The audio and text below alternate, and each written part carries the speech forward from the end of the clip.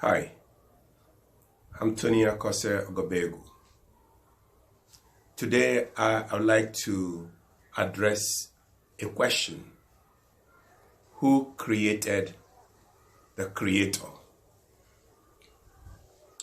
When we were kids, we asked the same question because we come to the point where we see God as a creator. But how did God come about? That looks a reasonable question for kids to ask. But as I grew, I discovered that that question that we asked as kids lingered into our adulthood. So, who created the Creator? Now, this question will only be relevant when the being in question is a natural being, because every natural being has his existence in someone else. By that I mean everything that exists because there is someone that brought that being into existence. No natural being exists in himself. But we're considering the God of the Bible, who has introduced himself to mankind as an eternal being. You find that in Isaiah 40:28. If we are questioning or we are investigating the origin of the God of the Bible, then we must say that he has no beginning. That's how he introduced himself. He says, "Have you not known that the everlasting God," so you see, he calls himself the everlasting, the eternal God. And so you're beginning to search for one whose going out is from of old, everlasting, as Micah would say. The question really doesn't hold.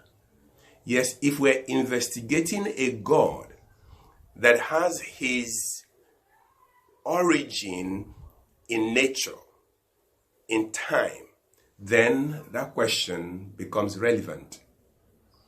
But we are here considering the being that says of himself,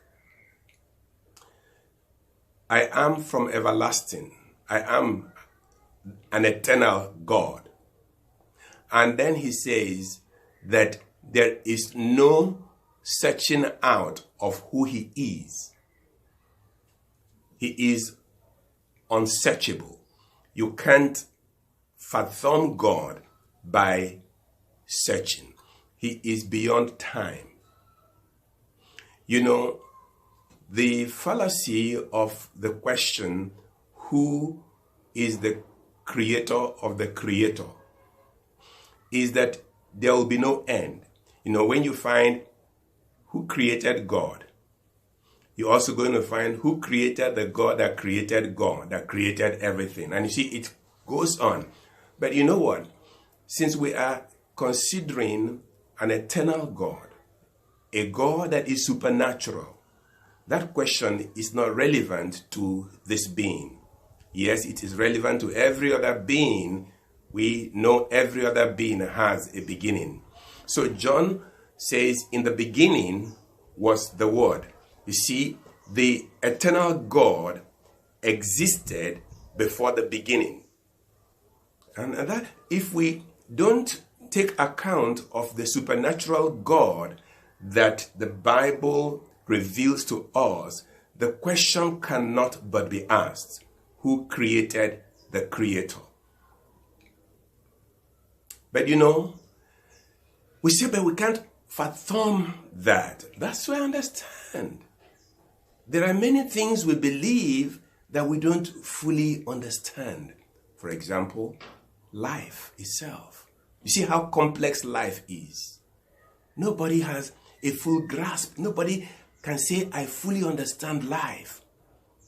Now, we are considering an eternal being who created life that is so complex that we cannot fathom. How complex, infinitely complex, do you presume that God is? And yet we want to know where he is from. He is from nowhere. There is no place called where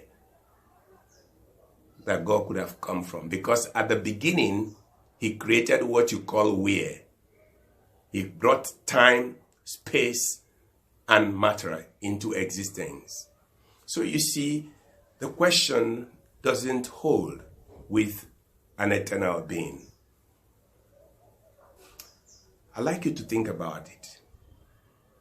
And I'm sure that as you give more consideration to this subject, you will come to the realization that an eternal being has no beginning.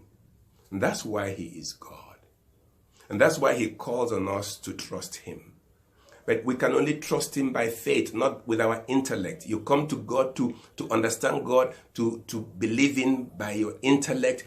You see, you will come to this point where you can go no further. But you see, we come to him by faith. And I'm inviting you today to trust him.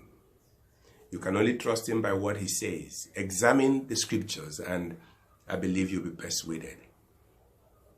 God bless you.